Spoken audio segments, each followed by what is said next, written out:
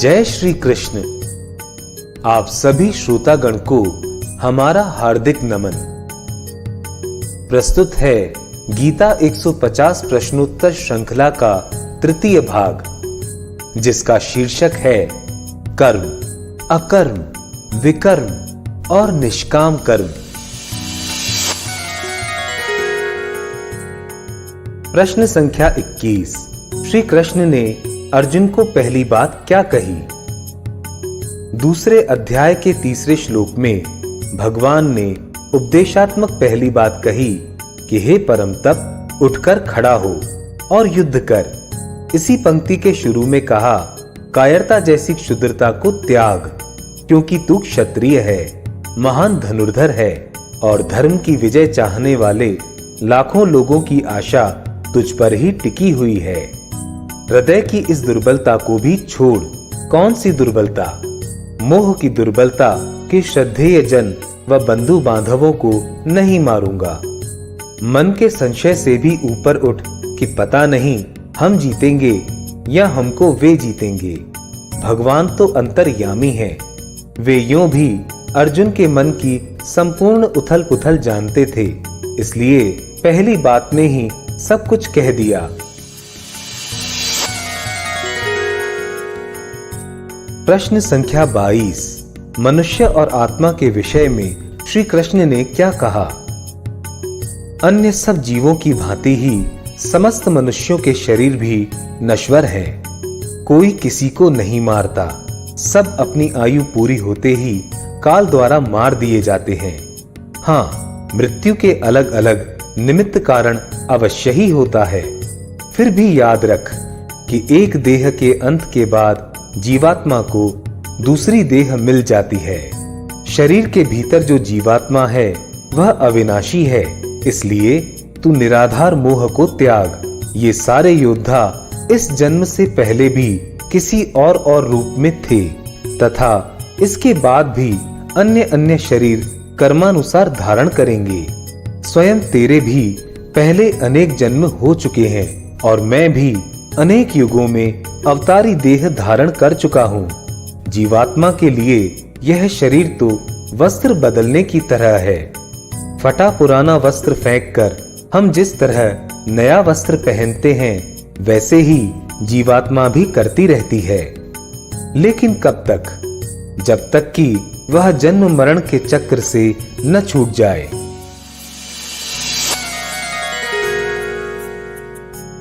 प्रश्न संख्या 23। कर्म के संदर्भ में भगवान ने क्या कहा?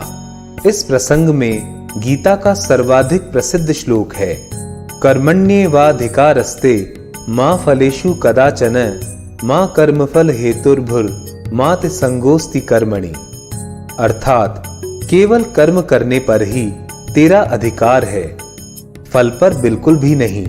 तू ऐसे कर्म भी मत कर कि जिनका फल भोगने के लिए पुनः जन्म लेना पड़े, किंतु फल की चिंता से निराश होकर तथा पुनर्जन्म से डरकर तू कर्म ही नहीं करे, यह भी गलत है। अब इसे विस्तार पूर्वक समझते हैं। कर्म करना सबके लिए अनिवार्य है।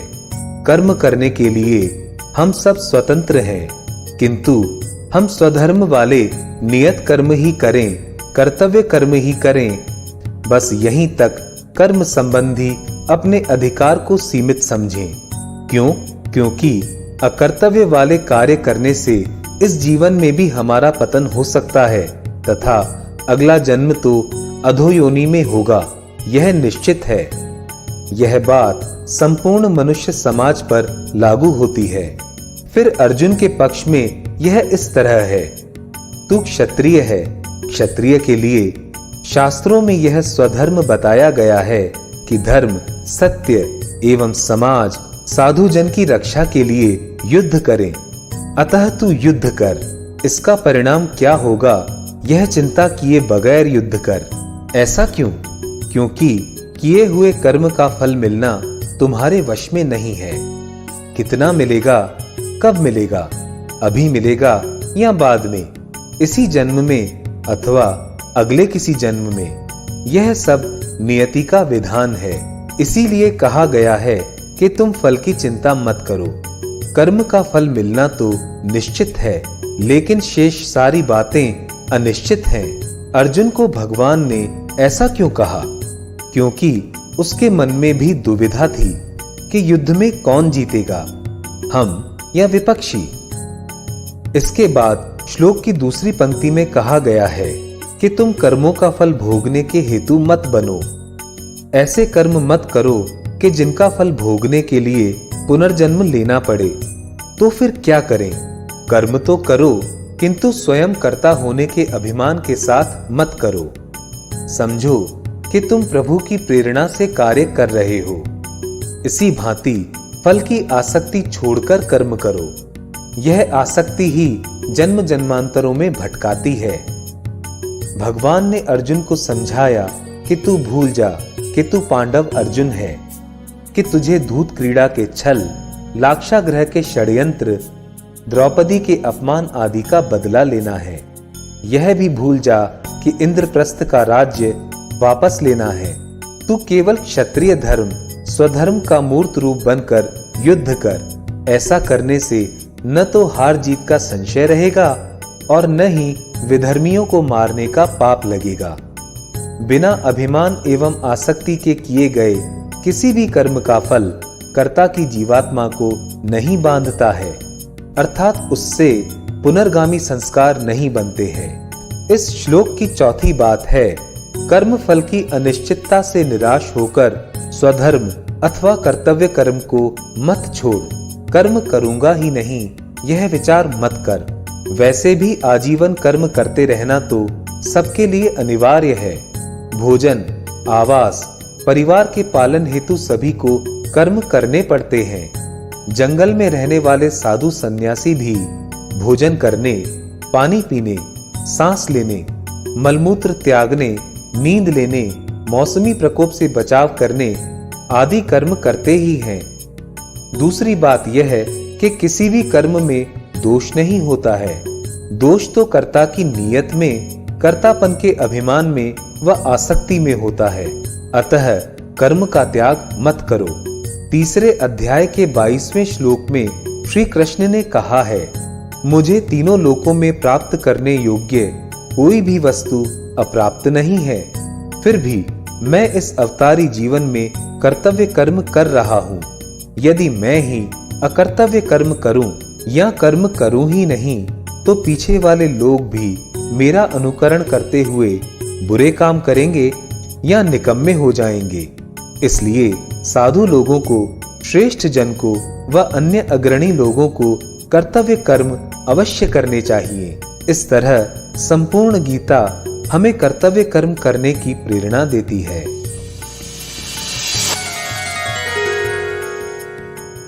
प्रश्न संख्या 24, कर्म का गीता में क्या अर्थ बताया गया है? गीता में चौथे अध्याय के 23वें श्लोक की दूसरी पंक्ति में कहा गया है कि यज्ञ का आचरण ही कर्म है। पहले समझो कि गीता में यज्ञ का क्या अर्थ है।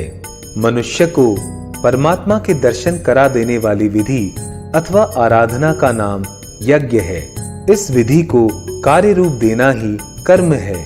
इसे और अधिक स्पष्ट करते हुए समझाया गया है कि शास्त्रों द्वारा अलग अलग वर्ण वाले मनुष्यों के स्वभाव या स्वधर्म पर आधारित जो कार्य नियत किए गए हैं, उन्हें करना ही कर्म है। इनके अलावा की जाने वाली क्रियाओं को बंधनकारी या पुनर्जन्म दिलाने वाली चेष्टाएं कहा गया है। यज्ञ के निमित्त किए जाने वाले कर्मों के अतिरिक्त दूसरे कर्म बंधनकारी हैं। आगे चौथे अध्याय में 24वें श्लोक से लेकर 33वें श्लोक तक यज्ञ यानी कर्तव्य कर्म के विविध प्रकार समझाए गए हैं। निष्काम कर्म, ज्ञान कर्म, भक्ति कर्म, तपो कर्म, योग यज्ञ कर्म आदि। ज्ञान, भक्ति, योग, तप आदि ये सारी विधियां आत्म साक्षात्कार कराने वाली हैं। इनमें से आप स्वयं के लिए कोई एक विधि चुन लें और उस विधि को कार्य रूप देने वाले कार्य करते रहें। यही आपके लिए नियत कर्म है। दूसरी बात 18वें अध्याय के 41 से 44 तक 5 श्लोकों में गुणों पर आधारित 4 वर्णों के अनुसार संपूर्ण मनुष्य समाज के स्वाभाविक कर्म बताए गए हैं। इनका वर्णन त्रिगुणों वाले प्रसंग में किया जा चुका है। कुल मिलाकर बात यह कि गीता में भगवान वासुदेव केवल कर्तव्य कर्मों को ही कर्म कहते हैं, शेष सारे अकर्तव्यों को पतनकारी क्रियाएं कहा है। ऐसा क्यों? क्योंकि ऐसे कार्य यानी भोगवादी राग द्वेष से प्रेरित सांसारिक कार्य करने के कारण स्त्री पुरुषों को निचली योनियों में पुनर्जन्म लेना पड़ता है।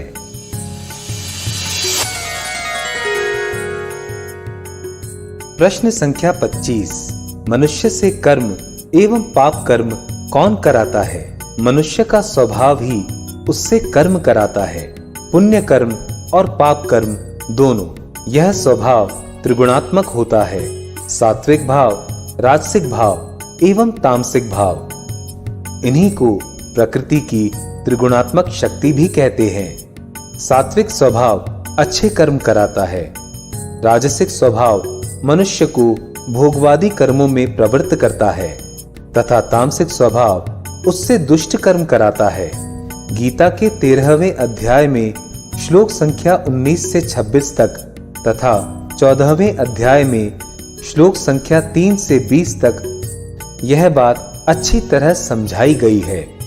हमारा शरीर मन, बुद्धि एवं अहंकार सहित त्रिगुणात्मक प्रकृति के तत्वों से बनता है। यह अंतःकरण हमारे जन्मजात स्वभाव के अनुसार संसार के अनेक भोग विषयों की तरफ ललचाता है। फिर यह हमारी इंद्रियों को उन भोगों की तरफ सक्रिय करता है। मन हमारी भोग कामना को प्रबल करता है। उसके लिए बुद्धि संकल्प करती है अर्थात योजना बनाती है और अहंकार उस दिशा में कर्मेंद्रियों को प्रेरित करता है। तब वे कर्मेंद्रियां कर्म करती हैं। इस सब की गहराई में है प्रारब्ध अर्थात पूर्व जन्मों में किए गए कर्मों से संचित संस्कार। जैसे संस्कार वैसा स्वभाव, जैसा स्वभाव वैसा अंतःकरण, जैसा अंतःकरण वैसी प्रवृत्ति, वैसे ही कर्म। तो हमारे संस्कारों में बनने वाला त्रिगुणात्मक स्वभाव ही हम सबसे कर्म कराता है। अब प्रश्न है पाप कर्म का। तो समझ लीजिए कि आसुरी स्वभाव हमसे पाप कराता है। रजोगुण और तमोगुण बढ़ जाने से आसुरी स्वभाव बनता है। फिर जैसी संगत, दूषित सामाजिक परिवेश, दूषित खानपान आदि के कारण यह आसुरी स्वभाव बेलगाम हो जाता है। परिणाम स्वरूप मनुष्य पाप कर्म करता है।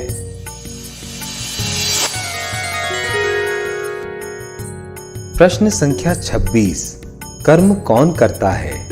तीसरे अध्याय के 27वें श्लोक में इस प्रश्न का सीधा जवाब दिया गया है कि हे अर्जुन, वास्तव में संपूर्ण कर्म प्रकृति के गुणों द्वारा किए हुए हैं। तो भी अहंकार से मोहित अंतःकरण वाला पुरुष मैं करता हूं ऐसा मान लेता है। अब इसे समझो।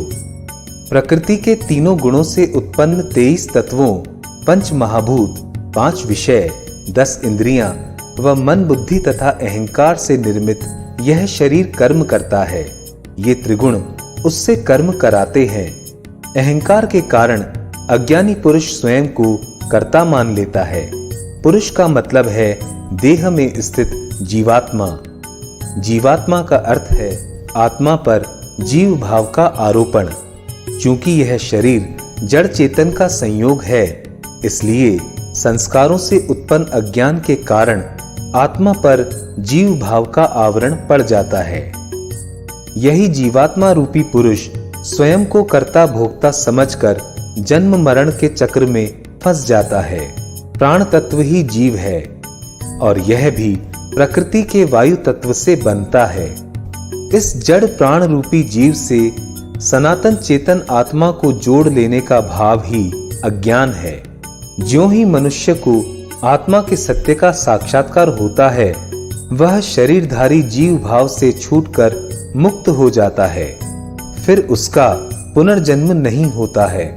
तो यह शरीर ही करता है, आत्मा अकर्ता है। आत्मा तो चेतन शक्ति है, उसके हाथ पैर नहीं होते हैं, तो फिर वह कर्ता या भोक्ता कैसे हो सकती है? ये हाथ पैर तो शरीर के हैं, जो आत्मा की शक्ति से काम करता है।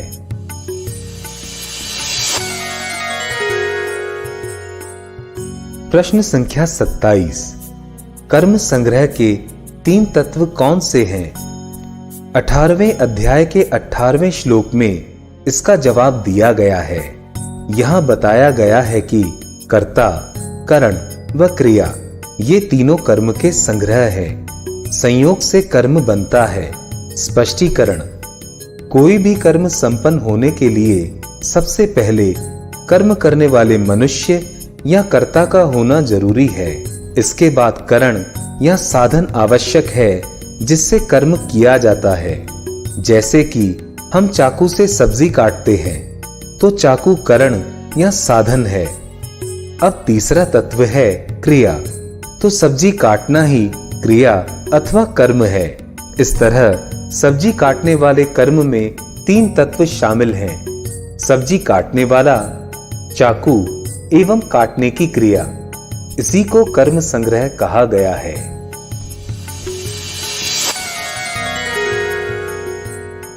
प्रश्न संख्या 28। किसी भी कर्म के सिद्ध होने में 5 हेतु कौन कौन से बताए गए हैं? हेतु का अर्थ है कारण। 18वें अध्याय का 15वां श्लोक कहता है कि मनुष्य मन, वाणी और शरीर से जो कुछ भी कर्म आरंभ करता है उसके 5 कारण हैं। ये 5 कारण कौन कौन से हैं? इसका जवाब 14वें श्लोक में दिया गया है। पहला, आधार, जिसके आश्रय से कर्म किए जाते हैं। दूसरा, कर्ता यानी कर्म करने वाला। तीसरा, करण अर्थात हमारी इंद्रियां और सांसारिक साधन। चौथा, चेष्टा यानी प्रयत्न। पांचवा, दैव अर्थात पहले के जन्मों में किए गए अच्छे बुरे कर्मों के संस्कार। इन 5 के आधार पर ही कोई कार्य पूर्ण होता है। कुल मिलाकर इसका तात्पर्य यह है कि संस्कारों के अनुसार कर्म भोग के लिए देह जरूरी है और यह त्रिगुणात्मक संसार भी जरूरी है।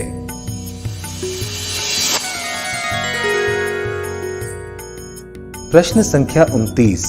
भोग कर्म कैसे उत्पन्न होते हैं? इसका मतलब है सांसारिक विषयों का भोग करने वाले कार्य हम क्यों करते हैं? इसका मूल कारण तो इंद्रियों और विषयों का संयोग है। हमारी ज्ञानेंद्रियों में पूर्व जन्मों की स्मृति निहित रहती है। अतः जब वे संसार के अनेकानेक विषयों के संपर्क में आती हैं, तो पूर्व स्मृति के अनुसार उस वस्तु का स्वाद चखने के लिए ललचाने लगती हैं। फिर रजोगुणी संस्कार ऐसी वस्तु को प्राप्त करने के लिए कर्मेंद्रियों से कर्म कराते हैं। इसका तात्पर्य यह है कि भोग कर्म भी पूर्व संस्कारों के अनुसार ही उत्पन्न होते हैं। इंद्रियां तो केवल माध्यम हैं। 5वें अध्याय के 22वें श्लोक में कहा गया है कि इंद्रिय तथा विषयों के संयोग से ये भोग कर्म उत्पन्न होते हैं।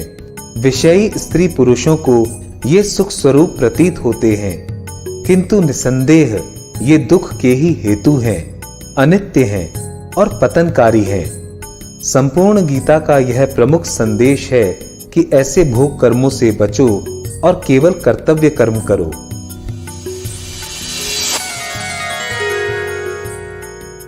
प्रश्न संख्या 30। श्रौत कर्म और स्मार्त कर्म क्या है? यह विषय 9वें अध्याय के 16वें श्लोक में आया है। श्रौत का मतलब श्रुति वेद समझिए। ऐसे ही स्मार्त का अर्थ स्मृति ग्रंथ माना गया है। दोनों का संबंध यज्ञ कर्म व धर्म संबंधी कर्म से है। श्रुति वेद में जिन यज्ञों का प्रत्यक्ष विधान है उन्हें श्रौत कर्म कहा गया है, जैसे ज्योतिष्टोम नामक वैदिक यज्ञ। इसी तरह गृह्य सूत्र, धर्म सूत्र आदि में वर्णाश्रम जीवन के अनुसार जो यज्ञ कर्म बताए गए हैं उन्हें स्मार्त कर्म कहते हैं। इसके अंतर्गत गृहस्थ के द्वारा किए जाने वाले नियमित यज्ञों का विशेष प्रावधान है। जय श्री कृष्ण।